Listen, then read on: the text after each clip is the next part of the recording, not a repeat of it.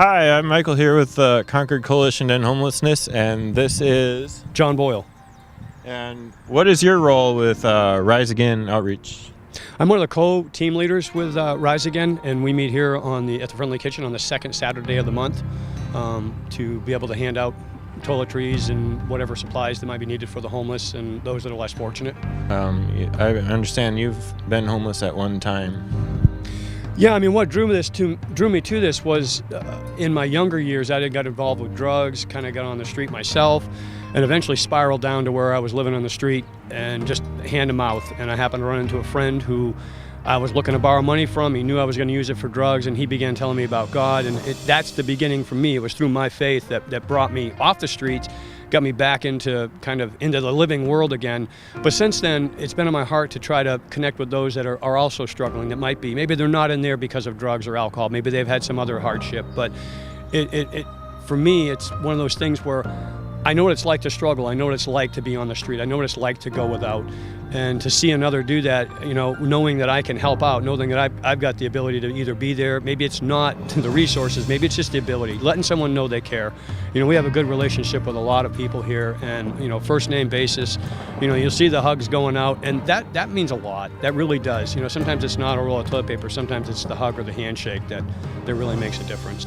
Others have told me that it's 10 miles into the woods and 50 miles to get it back out. So maybe you can talk about how it was for you to get back out of homelessness. Yeah, the road in was quite easy. I mean, it was a spiral down.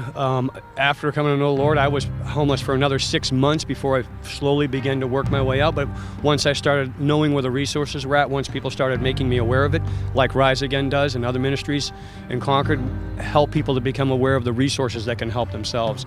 So it's through those resources. But it was a long road. It took time to get, to a place where I was ready to say, okay, now I'm ready to turn around and help, pay it forward or to help another. Was there a person or individual who was influential in helping you to change your path? Probably the most influential for me was Christ. I mean, it was actually through my faith in Christ that drew me to that. For everything that he's done for me and everything that I've done wrong, when I look at my own life and I look at how he's changed me and made that difference in me, that's the driving factor. It's through his strength, through the love that he's given me and the faith that he continues to give me that brings me here every day. I mean, we see people here, 8 or 10 people one time, in the middle of a snowstorm, or another time you come and a day like today, there's 40 people.